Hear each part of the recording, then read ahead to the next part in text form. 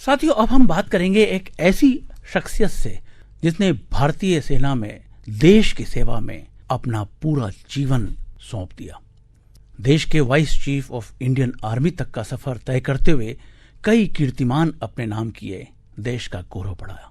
ये हैं हमारे देश के पूर्व vice chief of Indian army Shri M.L. Naidu ji. आपको बता दें कि ये मध्य प्रदेश के गौरव की बात है, क्योंकि ये मध्य प्रदेश को बिलोंग करते हैं।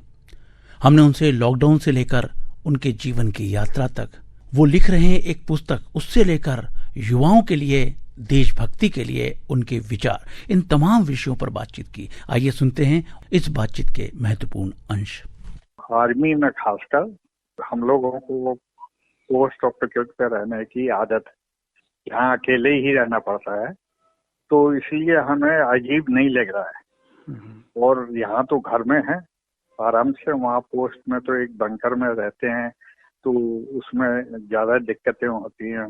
कोई साधन नहीं है, और हमारे टाइम पे ना ही टीवी होता था, ना मोबाइल होता था, ना इंटरनेट होता था।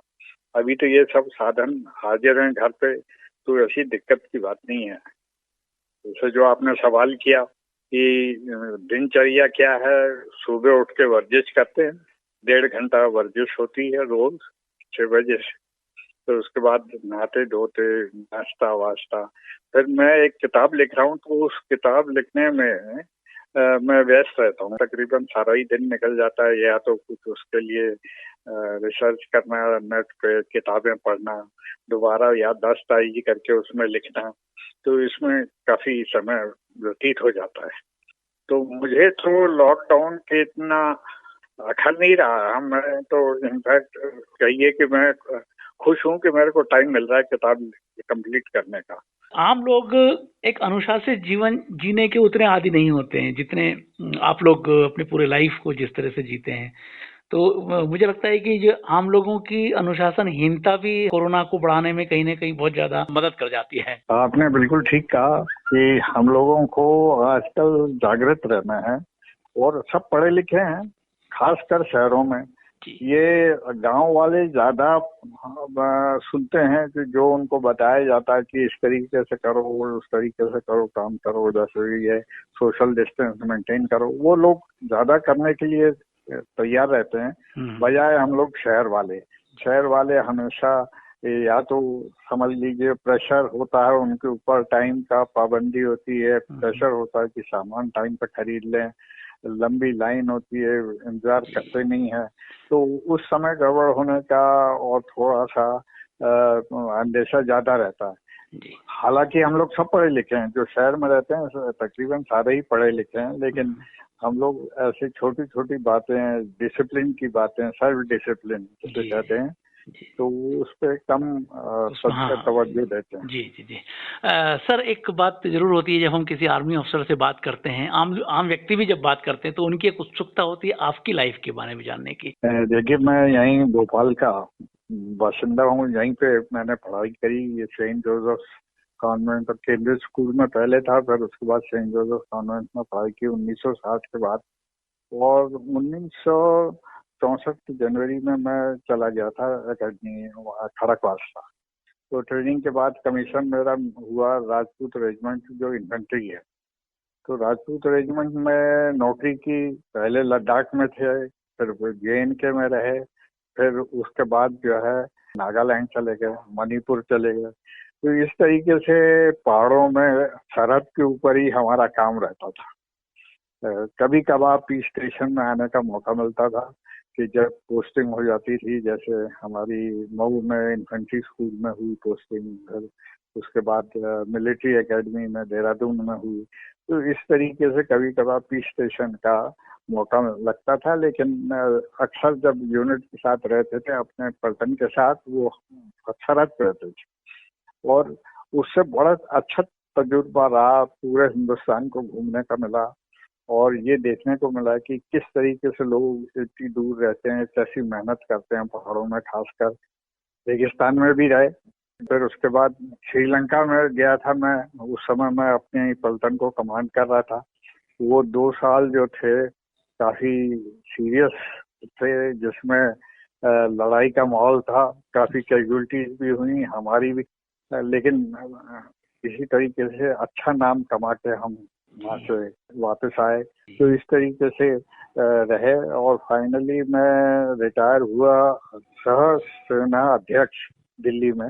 मैंने 41 साल नौकरी करी फौज में और 41 साल के बाद जब रिटायर हुआ तो मेरा अपॉइंटमेंट हो गया आर्म्ड फोर्सेस ट्राइब्यूनल में दिल्ली प्रिंसिपल बेंच पे। वहाँ तीनों सर्विसेज के बारे में, आर्मी, नेवी, एयरफोर्स के बारे में सीखने को मिला, जो हम 41 साल तक नहीं सीखे थे वो भी सीखे। जैसा आपने बताया कि एक युद्ध की स्थिति बन जाती है, कई बार ऐसी स्थिति बनती होगी, तनाव की स्थिति, तो ऐसे समय में आप अपने सैनिकों के मोरल को बूस्ट करने के लिए किस तरह के उपाय करते हैं? ये आपने बहुत अच्छा सवाल किया। जो भी काम, टास्क हम लोग अपने सैनिकों को देते हैं वो जोखिम वाला काम होता है जी, जिसमें उनकी सैनिकों की जान जाने का चांस और खतरा रहता है। जी, तो इसलिए उनको उस तरीके से मोटिवेट करना पड़ता है ताकि वो अपनी परवाह ना करते हुए, अपनी खुद की परवाह ना करते हुए वो टीम के कार्य को पूरा करने के लिए यथाशक्ति काम करें। जी, वो उसी समय हो सकता है जब आप उनको ठीक से लीड करें, यानी आप पहल दिखाएं, लीडर के नाते आप सबसे आगे रहें और उनको नमूने के तौर पर बताएं कि हम कैसे काम करेंगे। जी। आपने अपने पुस्तक के बारे में बताया है, थोड़ा इसके बारे में विस्तार से बताएं। मैं भोपाल के फौज के बारे में, जो मिलिट्री थी भोपाल में, उसके बारे में लिख रहा हूँ। भोपाल में आप लोगों को ताजुब होगा कि बहुत किस्म की सेनाएं थी। कुछ तो ब्रिटिश गवर्नमेंट के ट्रीटी की वजह से हुई थी और कुछ नवाब साहब ने अपने लिए बनाई थी, जो उनके काम करते थे। जनरली इंटरनल सिक्योरिटी वगैरह भी देखते थे। और सेकेंड वर्ल्ड वॉर में उनके नाम पे एक एयरफोर्स भी खड़ी हुई थी। एक फ्लाइट थी जो इंग्लैंड में डिप्लॉय हुई और उन्होंने बैटल ऑफ ब्रिटेन में बड़ा अच्छा योगदान और संघर्ष किया। 1818 में जो संधि हुई थी अंग्रेजों की और भोपाल स्टेट की, जब से चल रही है ये कहानी।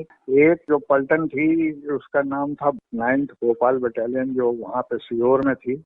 उसको फर्स्ट वर्ल्ड वॉर में विक्टोरिया क्रॉस हुआ। वो एक बहुत बड़ी चीज है। विक्टोरिया क्रॉस बहुत कम हिंदुस्तानियों को मिला था। उसमें 6 हिंदुस्तानी थे जो फर्स्ट वर्ल्ड वॉर में जिनको विक्टोरिया क्रॉस मिला था। फिर उसके बाद जो है उसका नाम बदली हो गया था सेकेंड वर्ल्ड वॉर से पहले। वो 4th बटालियन भोपाल ब्रैकेट में और 16 पंजाब रेजिमेंट बोलते थे। तो सेकेंड वर्ल्ड वॉर में भी उन्होंने बहुत अच्छा काम किया।